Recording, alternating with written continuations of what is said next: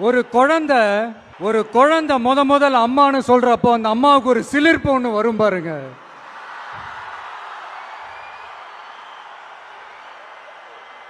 அந்த சிலிர்ப்பு எப்படி இருந்துச்சுன்னு அந்த அம்மாவை கேட்டா அவங்களால தெளிவா விளக்கி சொல்ல முடியும். ஆனா அந்த உணர்வு எப்படி இருந்துச்சுன்னு அந்த குழந்தைய கேட்டா அந்த குழந்தை எப்படிங்க சொல்லும்? முதல்ல அந்த குழந்தைக்கு எப்படி சொல்ல தெரியும்? குழந்தைகிட்ட எதை கேட்டாலும் பால் வாசம் மாறாத வாயோட மடலை தவழ வெள்ளந்தியா சிரிக்க மட்டும்தானே தெரியும். அது உணர்ந்து அந்த சிலிர்ப்ப சிலாகிச்சு வார்த்தையில சொல்றதுக்கு அந்த குழந்தைக்கு தெரியாதுல்ல. அப்படி ஒரு உணர்வோட தான் இப்ப உங்க முன்னாடி நான் நிக்கிறேன்.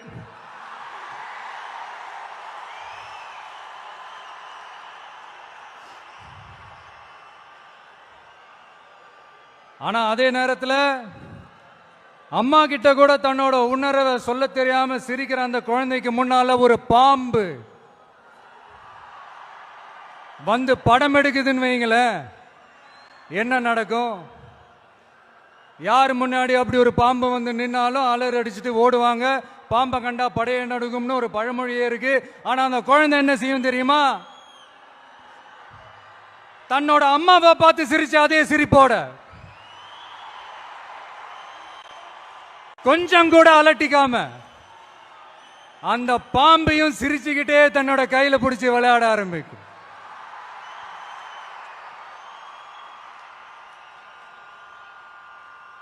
அப்ப அந்த குழந்தைக்கு பாம்பை கண்டா பயம் இல்லையான்னு ஒரு கேள்வியும் வரும். பாச உணர்வே என்னன்னு சொல்ல தெரியாது அந்த குழந்தைக்கு பயம்னா மட்டும் எப்படிங்க சொல்ல தெரியும்?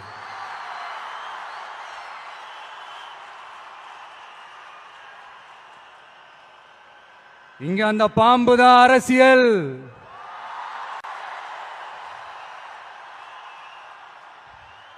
அத கையில பிடிச்சி விளையாட ஆரம்பிக்கிறது தான் உங்க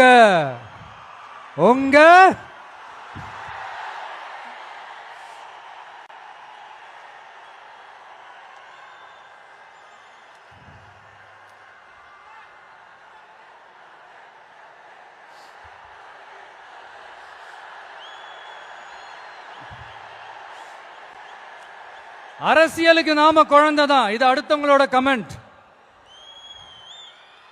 ஆனா பாம்பா இருந்தாலும் பயம் இல்லைங்கிறது தான் இங்க நம்மளோட கான்பிடன்ஸ்.